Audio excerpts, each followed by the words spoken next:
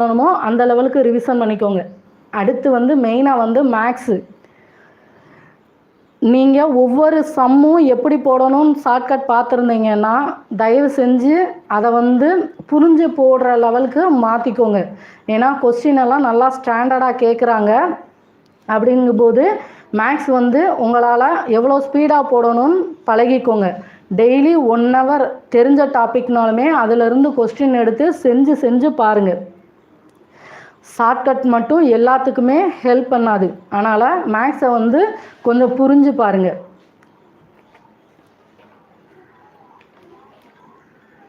அடுத்து இனிமேல் மெயினாக வந்து சிலபஸ் முடிச்சிருந்தீங்கன்னா மட்டும் ஓல்டு கொஸ்டின் பேப்பர் எப்படி கேட்டிருக்காங்க நல்லா பாருங்கள். சிலபஸே பாதிக்கு மேலே முடிக்கலை அப்படின்னா ஃபஸ்ட்டு சிலபஸை வந்து கம்ப்ளீட் பண்ண பாருங்கள். மெயினாக ரிவிஷன் வந்து ரொம்ப ரொம்ப முக்கியம். எல்லாருக்குமே 2 தடவை படித்தா மைண்டில் நிற்காது. சில பேருக்கு அந்த கெப்பாசிட்டி இருக்கும். ஒரு தடவை படித்தா திரும்ப ஒரு 10 நாள் கழித்து அந்த பாடத்தை எடுத்து பார்த்தா நல்லா மைண்டில் நிற்கும். சில பேருக்கு வந்து 3 நாளைக்கு ஒருக்க அந்த பாடத்தை வந்து திரும்ப ரிவிஷன் பண்ணால் மட்டும்தான் எக்ஸாம் டைமில் நல்லா ஞாபகம் இருக்கும். அப்போது நம்ம எந்த ஸ்டேஜில் இருக்கோம் நல்லா யோசிச்சுட்டு அதுக்கு தகுந்த மாதிரி படிங்க. அடுத்து மெயினாக டெலகிராம்லலாம் இருந்தீங்கன்னா ஒரு 50 நாளைக்கு எல்லாமே ஆப்ஸ்லேருந்து வெளியில் வந்துடுங்க. ஏன் அப்படின்னா அது உங்களை அறியாமையே நிறைய டைமை வந்து அது வந்து எடுத்துக்கும். இனிமேல் ஃபுல்லாக படிக்கிறது ரிவிஷனில் மட்டும் கான்சென்ட்ரேட் பண்ணுங்கள். அடுத்து மெயினாக ஓஎம்ஆர் சீட்டை பற்றியெல்லாம் ரொம்ப யோசிக்காதீங்க. ஏன்னா நம்ம எக்ஸாம் ஹாலில் போய் நம்ம அதை வந்து பதட்டம் இல்லாமல் கொஸ்டினை பார்த்து கொஸ்டினுக்கு எந்த கொஸ்டினுக்கு நேராக சேக் பண்ணணும்னு சொல்லி தான் பண்ண போகிறோம். அதனால் ஓஎம்ஆர் சீட்டை பற்றி ரொம்பலாம் யோசிக்காதீங்க. இனிமேல் படிக்கிறது ரிவிஷன் பண்ணுறது எதுனாலுமே பதட்டம் இல்லாமல் பண்ணுங்கள்.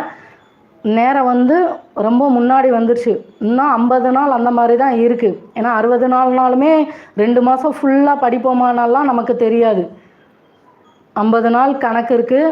சோசியல் மீடியா வந்து ரொம்ப யூஸ் பண்ணாதீங்க. புதுசாக படிக்கிறவங்க ஒரு அரை மணி நேரம் மட்டும் பார்த்துட்டு அந்த வீடியோக்குள்ள பாடத்தை அந்த டைம்லேயே முடிச்சிருங்க.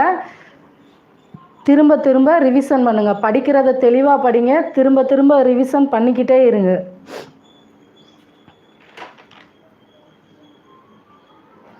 இந்த டைம் எந்த லெவல் ஃபுல்லாக எஃபர்ட் போட்டு படிக்கிறீங்களோ அதுக்கு தகுந்த மாதிரி ஜாப் கிடைக்கும். சப்போஸ் ஜாப் கிடைக்கலாட்டி இந்த எக்ஸாம் இல்லாட்டி அடுத்த எக்ஸாம் ஃபோக்கஸ் பண்ணலாம்.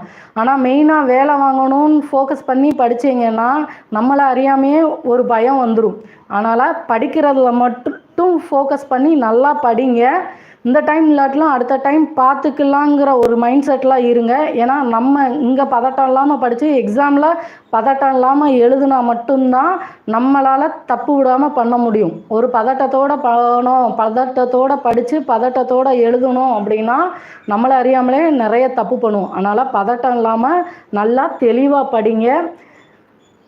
படிக்கிறதுல ஃபோக்கஸ் பண்ணாமல் அடுத்த தடவை பார்த்துக்கலான்னு விட்டிங்கன்னா எந்த டைமே நம்ம படிக்கிறதுல வந்து ஃபோக்கஸ் பண்ணி படிக்க முடியாது. அதனால் மேக்ஸிமம் முடிஞ்ச அளவு எவ்வளோக்கு எவ்வளோ சிலபஸை கவர் பண்ண முடியுமோ அவ்வளோக்கு அவ்வளோ கவர் பண்ணுங்கள்.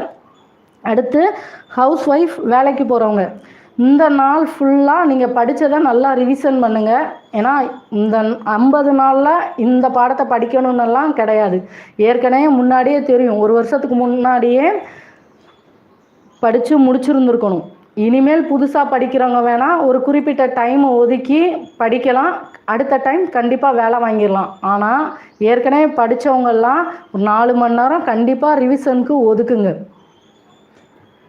ஹவுஸ் ஒய்ஃப் படிக்க நேரம் இல்லை அப்படியெல்லாம் யோசிக்காதீங்க. எப்படினாலும் எல்லாராலையும் கண்டிப்பாக 4லேருந்து 5 மணி நேரம் கண்டிப்பாக ஒதுக்க முடியும்.